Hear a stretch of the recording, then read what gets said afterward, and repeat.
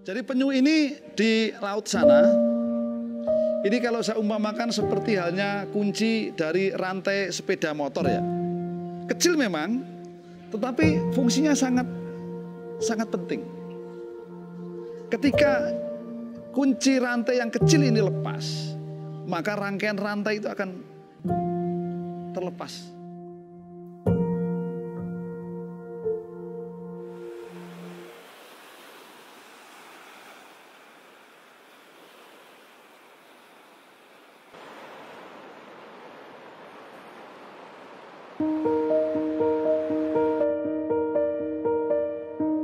Jadi Taman Kiri-Kiri ini dulu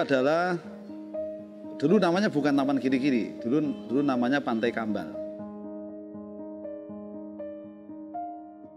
Di tempat ini sejak dulu kala digunakan oleh penyu untuk bertelur, untuk berkembang biak. Jadi penyu sering mendarat di sini untuk melakukan peneluran, berkembang biak. Cuma permasalahan yang muncul adalah setiap kali penyu naik ini dibunuh ya, diambil, disembelih, telurnya diambil, kemudian tidak cuma dikonsumsi secara personal atau pribadi, tapi juga kemudian dijual. Karena daging penyu dan telur penyu ini sangat diburu oleh banyak orang, itu karena diyakini sebagai obat kuat, sebagai obat kecantikan, sehingga harganya relatif agak mahal ya dibandingkan dengan daging sapi, daging kambing maupun telur ayam, jadi lebih tinggi. Dan itu yang membuat kemudian kegiatan konservasi penyu di Taman Kiri-Kiri perlu dilakukan, karena ancaman eksploitasi, penangkapan, perburuan penyu ini sudah lazim dilakukan oleh masyarakat di desa kita, bahkan desa-desa sekitar desa kita. Nah, sejak itu kita kemudian di tahun 2010 itu kita menyadari bahwa sekelompok masyarakat tidak banyak pada waktu itu, mungkin sekitar 25 orang, itu membentuk sebuah kelompok masyarakat pengawas atau Pokmaswas untuk melakukan giat konservasi penyu. Tentu perjuangan kita untuk mengkonservasi penyu ini bukanlah persoalan yang mudah, karena secara langsung kita menghentikan kegiatan masyarakat untuk mendapatkan pendapatan sampingan yang berupa perdagangan telur penyu dan daging penyu tadi. Nah, di tahun-tahun pertama memang kita cukup tersiok-siok dengan pembentukan Pokmaswas ini. Jadi masih banyak pro kontra di tengah masyarakat, tetapi kemudian kita dibekali dengan peraturan desa Wonorejo nomor 3 tahun 2014 kemudian. Jadi kita berkegiatan dari 2010 sampai 2014 itu kita belum punya perdes. Nah, karena pada waktu itu perdes itu cukup sulit untuk mengundangkan. Kita tanpa perdes melakukan konservasi, dan alhamdulillah tahun 2014 kita dibekali dengan peraturan desa tentang konservasi penyu, sehingga kita semakin kuat eksistensi kita untuk melakukan giat penyelamatan penyu di Taman Kiri-Kiri. Nah, sejak itulah akhirnya alhamdulillah setiap tahun jumlah penyu yang kita selamatkan semakin banyak, telurnya semakin banyak, dan tukik yang kita rilis ke laut semakin banyak.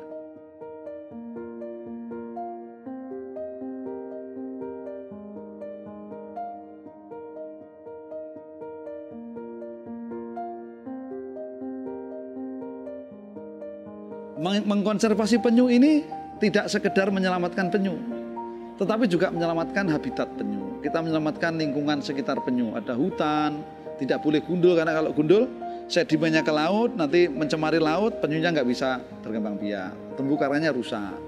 Begitu juga sampah, kita harus hindari jangan sampai masuk ke laut, karena penyu itu akan makan sampah ya, plastik, disangka ubur-ubur. Sehingga penyu banyak yang mati karena di dalam perutnya begitu dibuka ini banyak sampah plastik. Nah, berarti mengkonservasi penyu tidak sekedar menyelamatkan penyu, habitat penyu, tetapi juga yang di darat ini, ekosistem darat ini juga harus kita amankan agar tidak mengganggu ekosistem laut.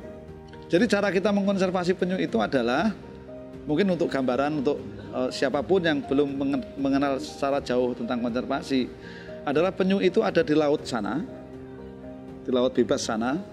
Terus kemudian saat mereka bertelur itu bisa mulai dari dari bulan April ya, kadang Maret itu kadang-kadang sudah naik.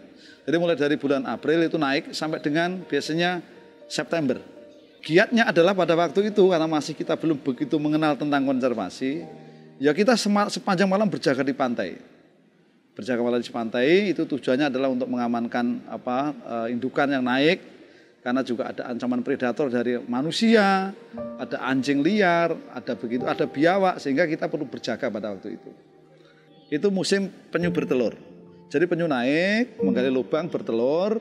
Setelah bertelur kemudian dia meninggalkan lubangnya, dia membuat tipuan-tipuan begitu, dia pergi, terus kemudian Pok Mas mengambil telur ini untuk dipindah ke tempat penetasan semi alami kita. Kenapa kok mesti dipindah? Kenapa nggak dibiarkan di sana saja? Karena di pantai kita ini pantai selatan, jadi ombaknya sering berganti-ganti, sehingga kadang-kadang ombaknya naik terlalu tinggi sehingga mengancam keselamatan telur penyu yang ada di dalam pasir. Jadi kadang-kadang pasirnya terkikis, kena abrasi, kemudian telurnya berantakan itu. Nah, daripada seperti itu resikonya, akhirnya kita pindah ke tempat penetasan semi alami itu, ya dalam pasir, tetap kita gali sedalam penyu menggali 35 sampai 40 cm begitu. Itu kita gali, kita masukkan ke situ. Baru nanti kisaran suhu di sini ini biasanya menetasnya penyu sekitar usia 50 hari masa inkubasi dalam pasir. Nah, kalau pengeramannya itu selama 50 hari baru menetas, sudah menetas maksud saya, itu dipastikan ini penyunya betina. Tapi kalau menetasnya usianya 60 hari atau 60 hari ke atas, itu jadi penyu jantan. Nah, kalau kita ingin membuat penyu jantan dan betina, berarti kita harus merekayasa mulai dari masa inkubasi ini. Kayak kita kasih peneduh, kita kasih terpal, biar suhunya nggak begitu tinggi, sehingga jadi penyu jantan. Begitu caranya.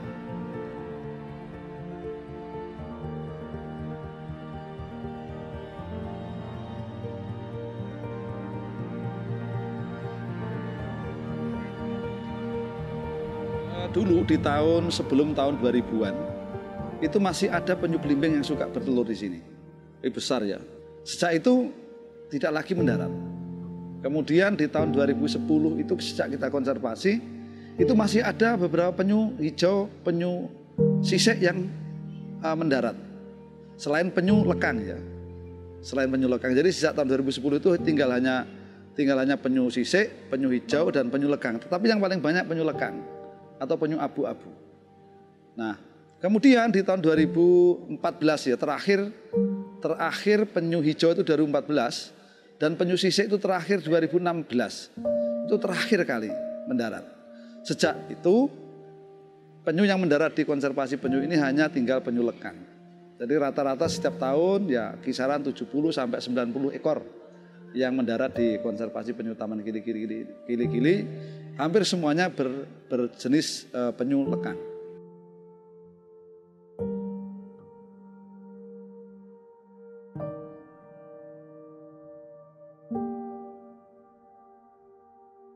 Konservasi yang kita lakukan di awal itu adalah konservasi yang berbasis relawan ya. Jadi masyarakat atau orang-orang yang tergabung dalam Pok Maspas tadi 25 orang awalnya itu semuanya adalah relawan.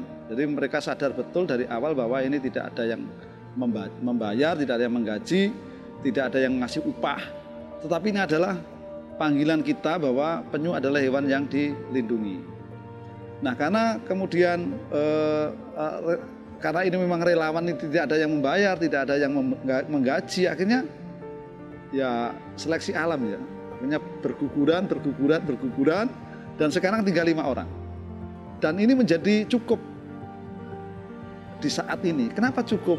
Karena masyarakat penyangga konservasi di Dusun Bedogolor ini mayoritas sudah tidak ada lagi yang mengambil atau berkeinginan untuk menangkap penyu.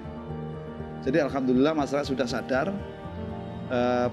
Kita melakukan sosialisasi tidak hanya melalui pemerintahan desa, melalui RT RW, tetapi juga melalui surau-surau, langgar-langgar, yasinan-yasinan, masjid. Ketika khutbah Jumat itu kita sisipkan adalah materi-materi untuk konservasi penyu, untuk penyelamatan lingkungan hidup kita ini. Saat ini tahun 2020 kemarin KEE ini tahun 2014 saya mengawali 2014 itu kita ditetapkan oleh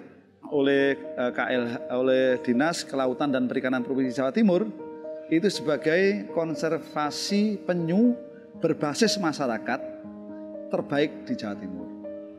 Itu yang kita dapatkan. Terus kemudian di tahun 2020 ini kita ditetapkan oleh Ibu Gubernur sebagai kawasan ekosistem esensial.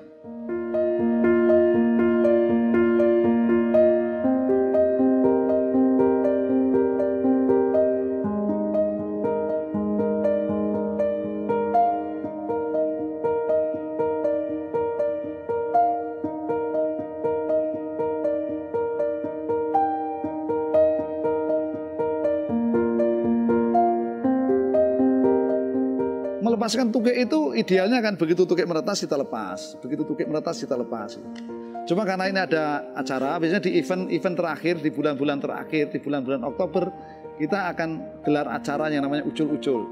Meskipun sejak menetas di bulan Mei, Juni, Juli sudah kita lepas secara ini ya, menetas kita lepas, kita menetas kita lepas. Nanti di akhir musim ini kita kumpulkan, nanti kita kemas yang namanya upacara ucul-ucul. Kita hadirkan masyarakat, muspika, dinas-dinas terkait, CSR, media untuk bersama-sama kita rilis, anak sekolah bersama-sama kita rilis agar ini juga sebagai wahana untuk edukasi, untuk menumbuhkan rasa cinta kita kepada penyu ini sebagai hewan yang memang harus kita lindungi karena keberadaannya sudah sangat terancam punah.